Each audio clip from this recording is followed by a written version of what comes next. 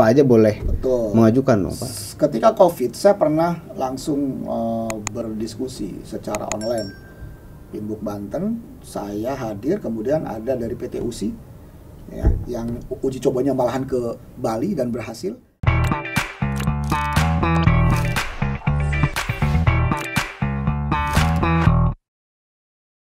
Assalamualaikum warahmatullahi wabarakatuh, sahabat Banten Podcast. Kita memasuki part 2. Ini kelanjutan pembahasan tentang bagaimana ekonomi syariah ini di Banten. Apa juga manfaatnya, keuntungannya terhadap masyarakat. Selain jelas-jelas ini misalkan kita menghindari riba. Kalau dalam syariat Islam menghindari riba. Tapi ternyata faktanya bahwa ekonomi syariah juga dipakai oleh non-muslim. Nah, hadir di narasumber, kita akan melanjutkan. Pak, di Banten ini kita sedang punya Bank Banten sebagai BUMD, Badan Usaha Milik Daerah Provinsi Banten. Pak Dr. Mulyadi, apakah Bank Banten sudah melakukan sistem ekonomi syariah yang berdasarkan Pinbook? Apakah sudah menerapkan sistem itu atau belum? Ya, baik. Kemunculan Bank Banten itu menjadi dahaga, ya, menjadi kegembiraan sebetulnya bagi warga Banten. Tetapi ketika disahkan Bank Banten muncul, ternyata tidak menggunakan konsep syariah. Mungkin awal-awalnya karena ketika membeli Bank Banten itu konsep awalnya masih konvensional. Nah, ada harapan ketika dibuat Bank Banten, kenapa tidak dibuat syariah? Padahal pertumbuhan ekonomi syariah sedang bagus-bagusnya waktu itu. Nah, saya melihat bahwa pernah dikasih masukan nggak sama Pinbook? Loh, kalau Pinbook kan kita selalu berdialog dengan beberapa anggota legislatif. Satu itu, yang kedua kita juga sering mengobrol dengan pemerintah provinsi Banten, khususnya di dinas koperasi atau di lembaga-lembaga yang lain, yang kita sampaikan bahwa konsep syariah itu paling diuntungkan sebetulnya. Kenapa Banten tidak mengambil potensi itu? Nah, pertanyaan yang paling gampang adalah Banten itu konsepnya kan iman dan takwa. Tapi iman dan takwa, tapi konsep ekonominya masih konvensional. Kalaupun memang konsep ekonomi syariah di Banten secara keseluruhan memang belum banyak memahami. Nah, tetapi dengan munculnya BUMD atau munculnya Bank Banten sebagai badan usaha milik daerah, sebetulnya punya harapan ketika Bank Banten menggunakan konsep syariah. Ini akan mempercepat pertumbuhan ekonomi syariah di Banten. Dan ada keuntungan tersendiri nggak buat ke Bank Banten? Masyarakat, ya otomatis ketika memang konsepnya Banten dengan menggunakan iman dan takwa, maka secara otomatis seharusnya turunannya adalah menggunakan ekonomi syariah. Nah, jangan menggunakan tema iman dan takwa dong. Brandingnya ya. Kalau memang ternyata konsep ekonomi syariah tidak bisa berkembang di Banten, akan menjadi question mark, menjadi pertanyaan besar. Iman dan takwa kok banknya masih konvensional. Nah, sekarang Jawa Barat, Banten saja, Jawa Barat sudah punya namanya BJB Syariah. Artinya apa? Di sana ada peluang pengembangan ekonomi syariah. Dulu namanya Bank Jabar, tapi Bank Jabar sekarang punya unit syariah, namanya Bank Jabar Syariah dan menjadi Banten dan menjadi bank sendiri sekarang. Terpisah dari unit, spin off. Dia sudah memisahkan diri, sudah kuat. Ketika sudah memisahkan diri, logikanya berarti bank syariah berkembang sangat cepat di Jawa Barat dan Banten. Nah, ketika Banten menjadi provinsi, kenapa tidak membuat bank Banten sendiri? Kenapa Banten ikuti konsep bank konvensional, tidak mengikuti Jawa Barat yang menggunakan BJB Syariah? Harusnya ada Bank Banten Syariah. Itu yang pertama. Kalau ditanya keuntungannya, ada jelas sangat untung. Komunitas bisnis syariah di Banten sudah banyak sebetulnya, kalaupun memang secara identifikasi belum terlihat. Tetapi perkembangan ekonomi syariah ini bisa menjadi indikator bahwa di Banten itu sebetulnya ekonomi syariah sangat tinggi. Kalau tidak tinggi, nggak ada yang namanya Bank Muamalat masuk ke Banten. Tidak ada namanya BSI masuk ke Banten. Tidak ada namanya Bukopin Syariah masuk ke Banten. Nggak ada yang namanya BTN Syariah masuk ke Banten. Dengan adanya bank besar masuk ke Banten, itu indikasi pertumbuhan ekonomi syariah sebetulnya di Banten sangat cerah.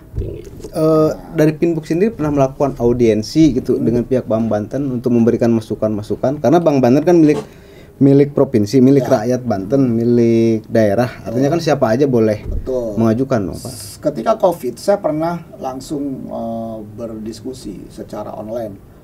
Pinbuk Banten, saya hadir, kemudian ada dari PT USI ya, yang uji cobanya malahan ke Bali dan berhasil berdialog dengan Bank Banten tentang penerapan konsep digitalisasi secara syariah. Ditawarkan oleh kami, diskusi, responnya nggak ada. Jadi kalau mau diingat, jelas sekali ketika COVID, mungkin saya juga mesti punya dokumennya, ya, dokumen kita berdialog langsung. Saya minta, bisa nggak Bank Banten, Pak, sekarang lagi COVID, lebih baik kita pakai online aja. Oke, kita dialog dengan Bank Banten bagaimana pertumbuhan konsep komunitas ekonomi syariah itu di Banten, termasuk aplikasi digitalnya. Nah, kita ingin Banten itu seperti di provinsi yang lain, sebagai induk bank daerah, dia harus nyampe dong ke rakyat kecil. Sekarang kalau saya tanyakan apakah Bank Banten sudah nyampe ke masyarakat kecil, kan belum. Malahan yang korupsi Bank Banten orang gede-gede semua. Kan sudah terjadi sekarang, sudah terlihat di media, sudah terlihat siapa sampai Bank Banten ternyata banyak kredit macet. Ya, nah ini apakah ekonomi syariah juga tidak luput dari kredit macet? Kan tetap bisa saja. Tetap ada. Namanya bisnis itu adalah pasti cuma dua, kalau nggak untung rugi. Nah, kita bagaimana caranya supaya rugi ini tidak maksimal, minimum lah. Rugi jelas ada, tapi jangan rugi yang lebih besar daripada keuntungan. Oke, sampai di situ. Nah, MUI itu memiliki peran ini untuk membantu mendongkrak pendapatan PAD misalkan. Nah, apa yang dilakukan MUI? Misalkan menggemboskan keuntungan dengan menerapkan sistem ekonomi syariah terhadap hubungannya nanti berpengaruh terhadap peningkatan APBD. Itu seperti apa? Keuntungan, artinya gini, perbedaan ketika masyarakat menggunakan ekonomi konvensional, para pelaku koperasi dengan menerapkan koperasi syariah dan kemudian memberikan hubungannya dengan pendapatan provinsi misalnya. Baik, jadi sebenarnya yang perlu diketahui bersama bahwa apa sih sebenarnya keuntungan atau perbedaan antara ekonomi syariah dengan konvensional. Yang pertama sekali, yang paling utama ya, alasan yang paling utama itu secara landasannya ekonomi syariah itu Al-Quran dan Al-Hadis. Itu yang paling pertama ya, landasan. Kenapa beda ekonomi syariah dengan ekonomi konvensional? Kalau ekonomi syariah landasannya adalah langsung Al-Quran dan Hadis. Sementara kalau lembaga keuangan konvensional, baik itu perbankan maupun koperasi, itu hukum positif. Hukum positif itu ya undang-undang, kemudian PP, Permenkop, dan sebagainya. Hukum positif yang berlaku di negara kita. Tapi kalau syariah itu landasannya Al-Quran dan Hadis. Kemudian berdasarkan skema keuntungan atau perbedaan antara lembaga keuangan konvensional dengan syariah. Kalau yang syariah itu berdasarkan akad-akad syariah. Misalnya tadi sudah dikatakan oleh Pak Dr. Mul, ada murabahah, ada mudarobah, ada wadiah, ada musyarakah atau syirkah dan sebagainya. Sementara kalau lembaga keuangan konvensional itu sistemnya adalah bunga. Tadi sudah dijelaskan juga. Kemudian perlakuannya terhadap dana masyarakat nih. Masyarakat nyimpen di lembaga keuangan baik itu perbankan maupun koperasi. Dana masyarakat itu merupakan titipan yang baru mendapatkan hasil bila diusahakan terlebih dahulu. Tapi kalau lembaga keuangan konvensional itu dana masyarakat merupakan simpanan yang harus dibayar bunganya saat jatuh tempo, gitu. Jadi itu bedanya. Kemudian perlakuan akuntansinya bagaimana? Nah, Pinbuk sudah menciptakan sebuah software untuk perbankan syariah BPR ya, BPRS dan koperasi simpan pinjam dan pembiayaan syariah. Perlakuan akuntansinya itu kalau lembaga keuangan syariah adalah accrual dan cash basis, nah, bagi hasil. Sementara untuk lembaga konvensional ya, lembaga keuangan konvensional itu accrual basis saja. Kemudian kalau lembaga keuangan syariah itu melakukan investasi yang halal saja, yang halal. Kalau lembaga keuangan konvensional itu bebas nilai. Misalnya kalau KSPPS itu tidak boleh membiayai diskotik, tidak boleh membiayai usaha panti pijat. Kalau lembaga keuangan besar seperti perbankan, misalnya tidak boleh bank itu membiayai hotel, karena hotel itu ada unsur yang nyerempet sedikit agak kemaksiatan gitu ya. Kalau hotel-hotel itu, kemudian misalnya membiayai pabrik bir, nggak bisa gitu, nggak bisa. Atau membiayai misalnya pabrik rokok, hotel, pabrik bir, itu nggak bisa kalau untuk lembaga keuangan syariah. Tapi kalau lembaga keuangan konvensional itu bebas nilai, boleh mau usaha apa aja, yang penting visible dan bankable. Kemudian untung aja, yang penting untung aja gitu. Kemudian kalau lembaga keuangan atau ekonomi syariah itu orientasinya profit dan social oriented.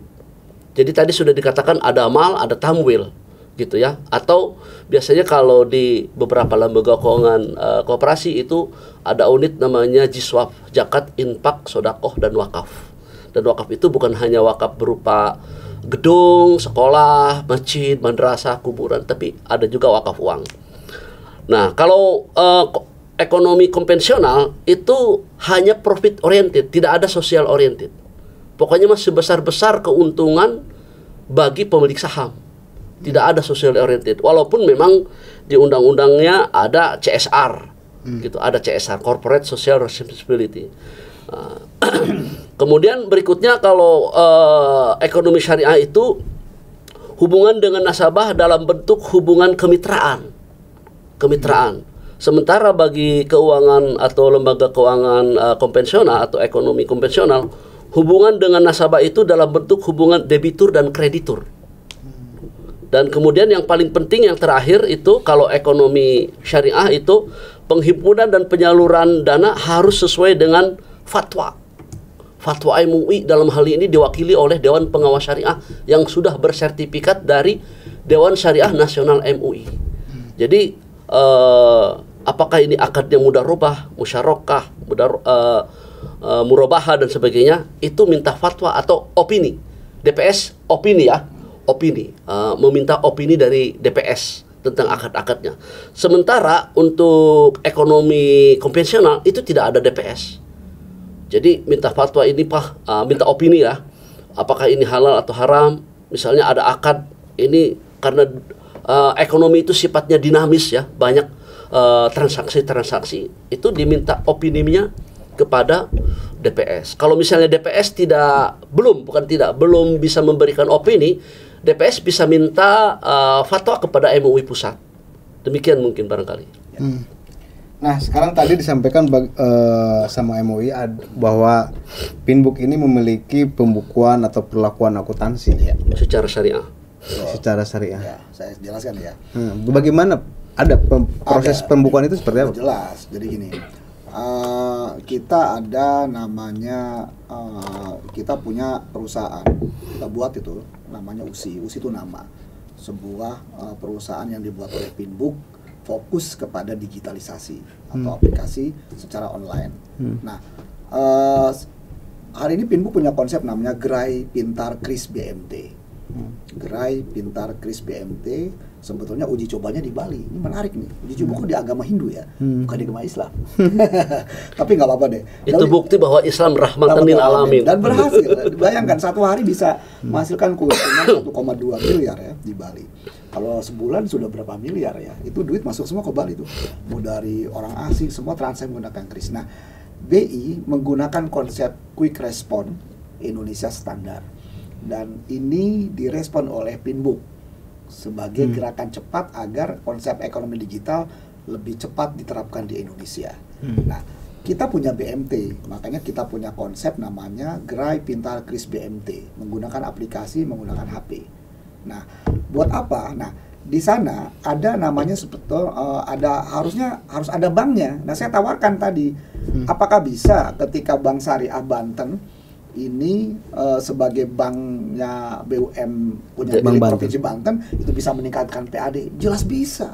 Kenapa? Dengan bekerja sama dengan BMT sebanten atau Koperasi Syariah sebanten dan banknya satu, yaitu Bank Banten, dan saya usulkan harus syariah, ini secara digitalisasi bisa menguatkan semua perputaran ekonomi larinya ke Bank Banten. Nah, dengan menggunakan KRIS ini. KRIS ini. Nah, tapi pertanyaannya apakah di Banten sudah menerapkan KRIS atau tidak? Harus tanya dulu, karena izinnya ke OJK KRIS itu, bukan ke BI. OJK yang menggunakan KRIS ini udah ada izin OJK? Iya, OJK.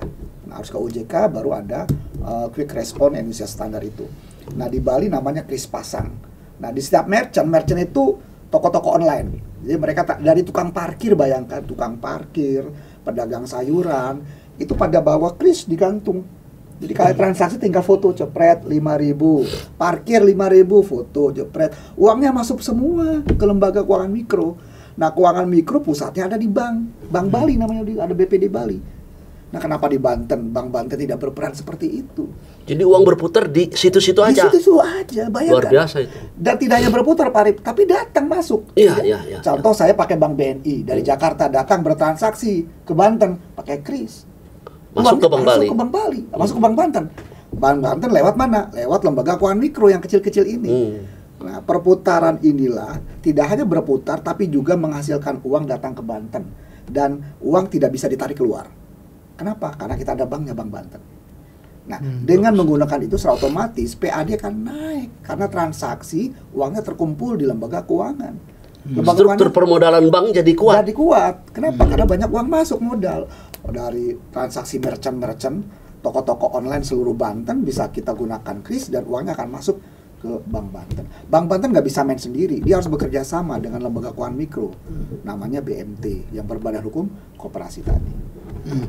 Itu perhitungan secara kalkulasi sudah diuji coba di Bali dan berhasil. Jadi bukan hitung-hitungan lagi ya. Sudah ada pilot proyeknya ya. Kalau Bapak melihat, Pak Dokter melihat kondisi yang keterlambatan di Banten penerapan itu gara-gara faktor apa aja?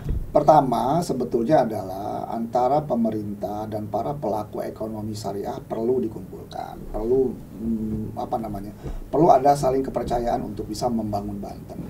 Saya melihat potensi ekonomi digital di Banten ini sangat tinggi. Kenapa? Karena pusat ekonomi di Banten ini banyak perusahaan-perusahaan asing, banyak orang-orang wisata datang ke Banten, banyak orang bertransaksi, apalagi Pasarau. Pusatnya tuh, dia bisa bersaing dengan pasar di Tanah Abang. Ternyata produk Tanah Abang banyak juga di Pasarau. Ya kan? Kenapa tidak menggunakan ekonomi itu berputar di Banten? Nah, yang kedua, ternyata yang datang ke Banten tidak hanya orang Banten yang belanja, banyak orang luar juga yang datang ke sini.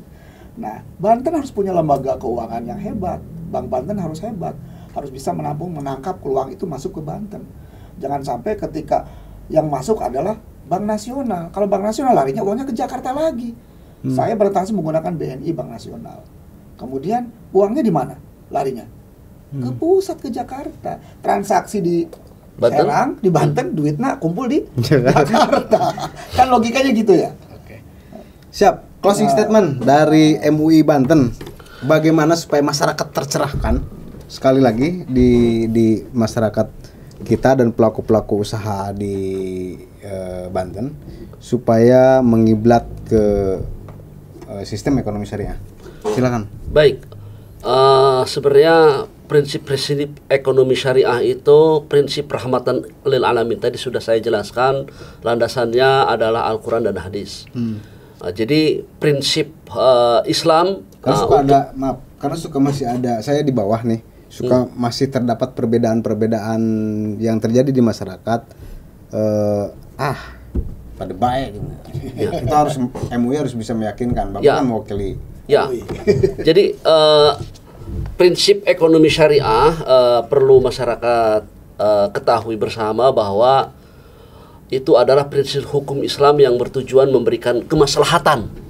Tadi sudah dijelaskan oleh Dr. Mul, kemaslahatan bukan hanya untuk orang Islam tapi juga untuk non-Muslim. Nah, jadi intinya bagi umat manusia yang ditegakkan dengan prinsip ekonomi syariah itu adalah adil, al-adalah. Yang kedua itu itqan, artinya profesional. Nah, kemudian jujur atau amanah. Nah, yang keempat tadi sudah saya singgung juga, at-ta'awun, saling tolong menolong. Kemudian mengutamakan maslahah. Jadi itu yang perlu diberikan pencerahan kepada masyarakat. Oleh karena itu prinsip ekonomi syariah itu harus menghindari unsur-unsur tadi sudah disebutkan, perjudian, maisir, kemudian penipuan, tadlis, ya, penipuan, kemudian ketidakpastian atau goror, kemudian juga menghindari unsur-unsur riba, ya. Kemudian tidak ada zulm atau zalim, ya, penganiayaan. Kemudian juga tidak ada unsur riswah. Riswah itu apa ya? Suap, korupsi. Kemudian barang dan jasa yang haram dan atau maksiat. Jadi barang-barang yang haram itu tidak diperjualbelikan di prinsip ekonomi syariah. Seperti tadi sudah saya jelaskan, misalnya bisnis pabrik bir, kemudian pabrik rokok, terlepas dari pro dan kontra bahwa rokok itu halal dan haram, ya. Tapi karena pro kontra maka harus dihindari, ya. Kemudian juga tidak ada unsur-unsur maksiat. Itu mungkin closing statement dari MUI. Terima kasih. Nah, sekarang ke Pak Dokter. Kira-kira bagaimana masyarakat, pelaku koperasi ingin bergabung di Pinbook, kemudian yang belum, ya, yang belum mengenal, apa yang harus mereka lakukan?